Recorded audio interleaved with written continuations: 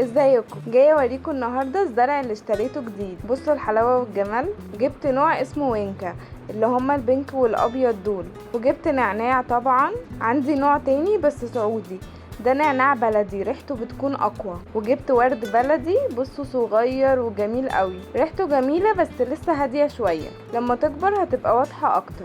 ومحتاجين طبعا يتنقلوا بوت اكبر عشان ده صغير والجذور طالعه من بره، بس نديهم كام يوم كده لغايه بقى ما يتاقلموا على المكان وبعدين انقلهم.